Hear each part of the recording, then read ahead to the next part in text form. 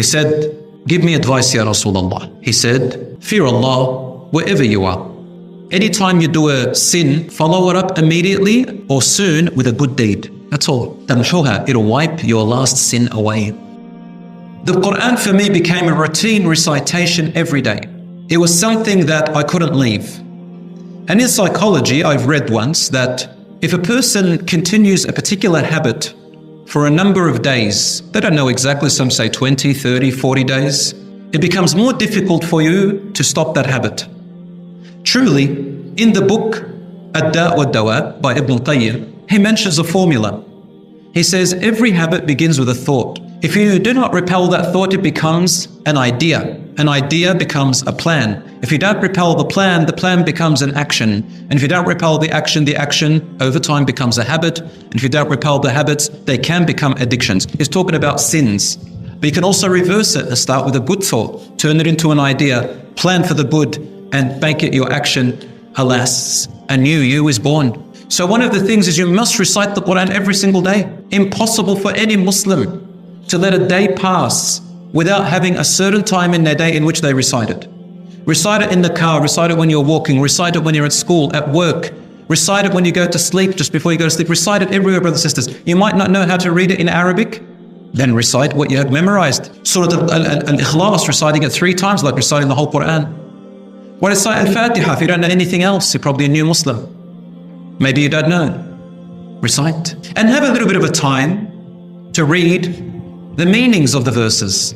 Very simple meanings. Start with Surah Al-Hujurat, for example, with little tiny words, every word, and try to implement it in your life. Very easy. But it needs us to make action. My brothers and sisters, as the Quran became part of my life, I'll tell you how that happened. And this is good for some parents and some children who are in the audience. My father, again, he bought us a little video cassette tape. Now you, the new generation, I don't know if you know what a video cassette tape is. You know what it is? It's black, it's big. Well, I should have brought one here just to test you out. Little video cassette tape, you put it into the VCR. Do you know what a VCR is? Anyway, that's the way we used to watch videos and movies. My father didn't let us watch normal TV, so he brought us alternatives. And the alternative, I remember this particular videotape was called Qisasun wa Ibar.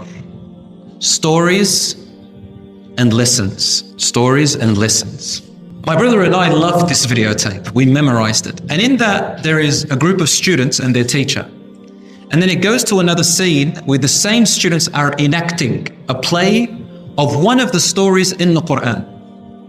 There were about 30 different stories. That means through that imagery, as a child, I was only 8 or 9 years old, I knew the stories, half of the stories in the Quran, because half of the Quran is stories. And whenever I came to recite the Quran, and even though my Arabic wasn't the best because I was born in Australia and raised before I went to Lebanon, just because of that play and few of the words, I knew what the story was about. Suddenly, the Quran became a healing process for me. An enjoyable moment, as if I had a friend that I meet and visit and spend some time with every day. Have you ever heard this phrase? Make your book, the book is your best friend. The Quran is your heart garden, wallahi al-azim. And Allah says in the Quran, أَفَلَا يَتَدَبَّرُونَ الْقُرْآنَ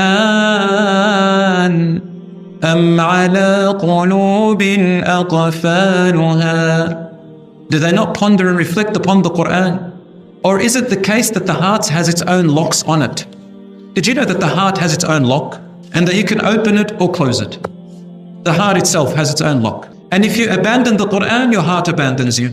If you abandon the Quran, your heart abandons you. If you resort to another form of enjoyment other than the Quran, your heart becomes that as well. So be careful what your ears hear and what your eyes see and what your mouth say. And I'll give you this very simple advice about how to fix that. We all sin. Nobody is meant to be a perfect Muslim. So don't ever think that you have to be always on a high alert of spirituality. Rasul ﷺ advised Mu'adh. He was only about 12 or 13 years old. Most of the companions of the Prophet ﷺ were young. He said, give me advice, Ya Rasulullah. He said, اتق الله حيثما كنت. Fear Allah wherever you are. Keep that in your mind. وَأَتْبِعِ السَّيِّئَةَ الْحَسَنَةَ تَمْحُهَا. Anytime you do a sin, follow it up immediately or soon with a good deed. That's all. تَمْحُهَا. It'll wipe your last sin away. وَخَالِقِ النَّاسَ بِخُلُقٍ حَسَنٍ. And interact with people with the best of character. He said, Ya Rasulullah, if I say La ilaha illallah after a sin, will that wipe it away? He said, among the best of good deeds. Do you see how simple it is? Very simple. It's like a sponge. If you don't keep washing the sponge away and you keep cleaning with it, you're going to have a dirty table. There's no point. My beloved brothers and sisters, anytime you do a bad deed, follow it up with a good deed. Allah subhanahu wa ta'ala will forgive your last sin. The mu'min, the believers, the Muslims, the people of Jannah, the good people, they might falter, they might do sin, because Allah subhanahu wa ta'ala has created human being weak. So out of weakness, they might fall for sins. But it doesn't mean the world is over. Whenever you do a sin, remember Allah. The true believers, they remember Allah, they repent to Allah, they ask Allah for forgiveness.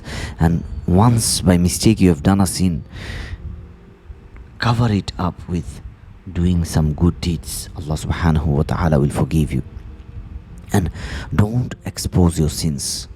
Allah forgives the sins as long as you keep it hidden, as long as you keep it secret. The moment you expose your sins, Allah subhanahu wa ta'ala doesn't forgive it. So don't expose your sins. Rather, ask Allah for forgiveness, repent to Him and cry to Him and beg to Him and do good deeds. And make it a daily habit to do good deeds. Allah subhanahu wa ta'ala will open the doors of opportunities for you. And recite Quran daily. Quran will protect you from many things. At least few verses a day. Don't forget to recite them. Quran is the word of Allah. Learn Quran, understand Quran, memorize Quran, teach Quran, live by the Quran. And you will see Allah subhanahu wa ta'ala will make your life better. My dear brothers and sisters, no matter how many sins you have done, turn back to Allah. Allah subhanahu wa ta'ala is there to forgive your sins, to accept your repentance. The moment you repent to Allah, you cry to Allah, Allah subhanahu wa ta'ala opens the door of sustenance for you. Allah forgives you, Allah showers mercy on you, Allah makes you happy. So, no matter what you have done, ask His forgiveness.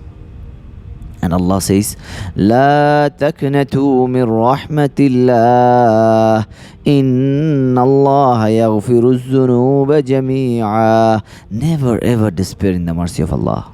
Allah will forgive all of your sins.